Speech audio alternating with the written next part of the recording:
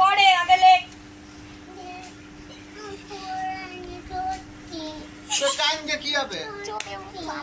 জোরে বলো, জোরে বলো, কি হয়েছে শুনতে পাচ্ছি না, বলো। বল কৃষ্ণা বল। কি বলছিস বুঝতে পারছি না। সত্যি পড়াইনি, মা কাজ করছিল আর একটা ম্যাডাম তো এসেছিল পড়াতে। তুই কি করছিলি তখন? গোপাল ভাড়ের মতো কর না। কি করছিলি তখন? বই নিয়ে বসেছিলি? তাহলে পড়া মুখস্থ হয়নি কেন?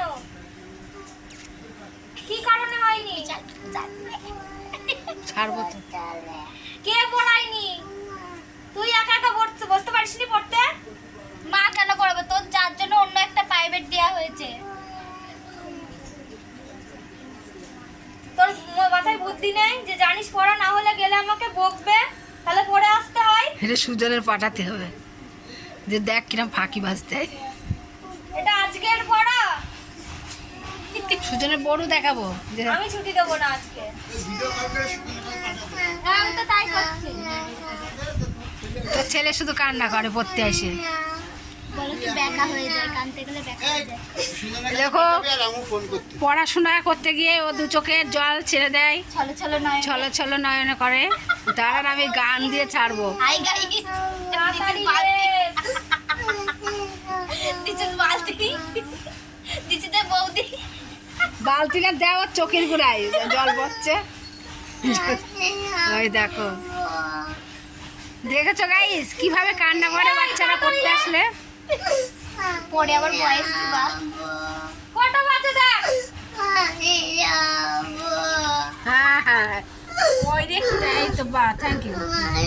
আবার যাবো, সাইকেলে হাওয়া নেই, কত কষ্ট লিখেছি। আরে স্কুটি আছে, স্কুটিতে করে দাও দুটো।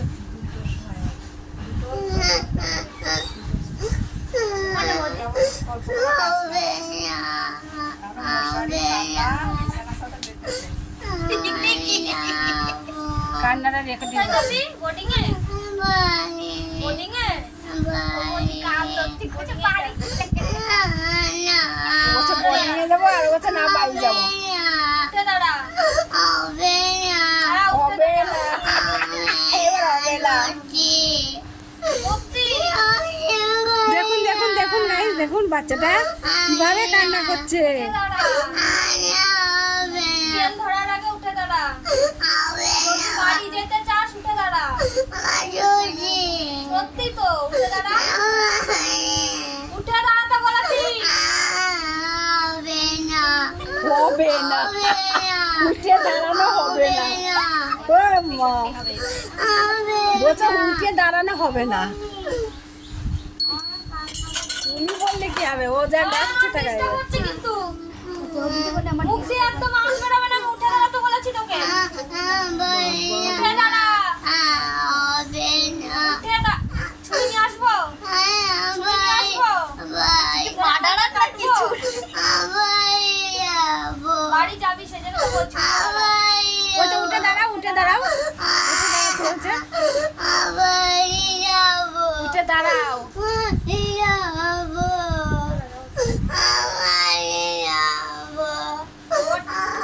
তো বলেছি কিন্তু।